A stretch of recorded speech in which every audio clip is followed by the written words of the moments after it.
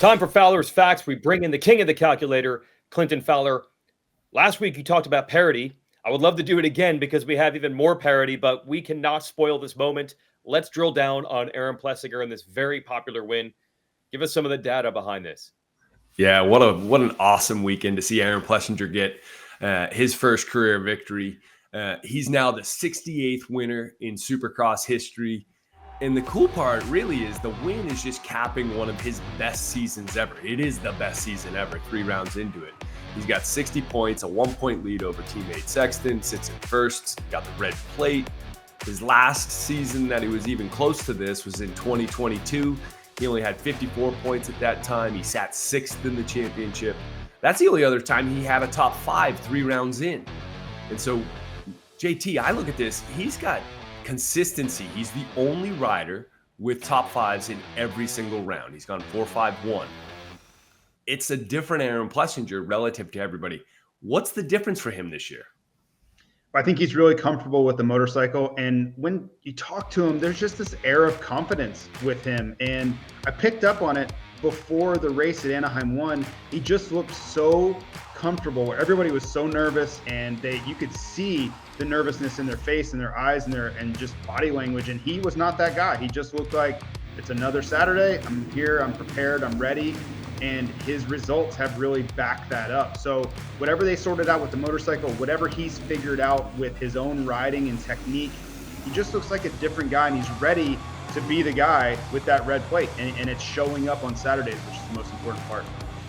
And what's cool is this is the Mendoza line that he has now crossed. We have seen countless great 250 riders with multiple titles, just like Aaron Plessinger, move up. And then the question is always, can they bring that to the 450 class? And a lot of times they do not. So what does it mean here for him to finally get one of these wins? Yeah, Weege, it is that line. He is now one of 36 riders to ever win both the small bike win and the premier class. In the history of the sport? Rider. 36, that's it. That's it? That's it.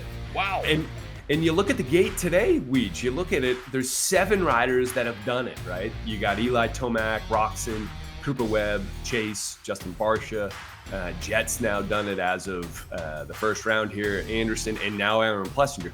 But there's 11 riders that are still active 450 guys that haven't crossed that line, which tells you how difficult it is, right?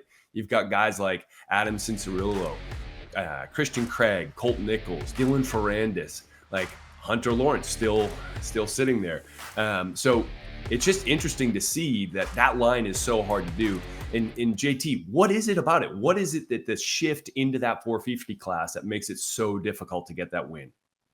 Well, it truly is an all-star class, right? And you're just compiling the best of the best on top of each other. And especially when you have riders, legends of the sport, like Eli Tomac sitting there with 51 wins that are still there. They're still hanging around, right? And there's Cooper Webb, 2-time champion, still in the class. It just becomes so difficult to not only beat your peers, the riders that you grew up in your era, you have to beat the legends of the sport that have been winning in this class for 10 years.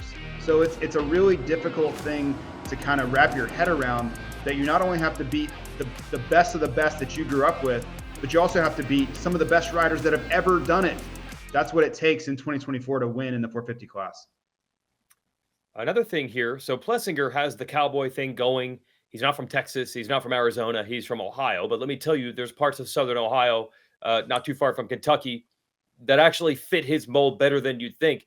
But this shocks me. I thought Ohio had a pretty rich history in this sport, but this is the first? Yeah, he's the first guy to win a premier class from Ohio. So the Cowboy Kid puts his name at the first on the list. There has been, you got Gary Semix, who's got a podium in the premier class back in the 70s and early 80s. You've got guys like Brock Sellards and Jeremy Buell that won in the small bike class back in the 90s. But he's the first. He's the first to win the premier class. So he etches his name for Ohio right there, Weege. Wow, that's unbelievable. Anything else that you've seen this season or with Plessinger that's of note? Yeah, there's one where I'm probably going to have to eat my words a little bit here, but we've had 2 new winners in the first 3 rounds. The last time we had 2 new winners was actually all the way back in 2009. We had Josh Grant. He won one, first race of his rookie year. And then you had Ryan Villapoto. He won 2 that year. So hopefully we get to see another one from AP, but JT, how difficult do you think that's going to be for him? Well, I would have said it would have been incredibly difficult, but his riding has really kind of changed my opinion of what's possible for him. Now, again, all the reasons it's so difficult to win still ring true. And when you think about Cooper Webb hasn't won, Eli Tomac hasn't won, Ken Roczen hasn't won, Jet has only gotten one podium. It's going to be a really difficult challenge every time that gate drops. But for you, Clinton, specifically, you're still in there. There's been 3 races and 3 winners. It's going to be a really boring rest of the way if that's all we get is these 3.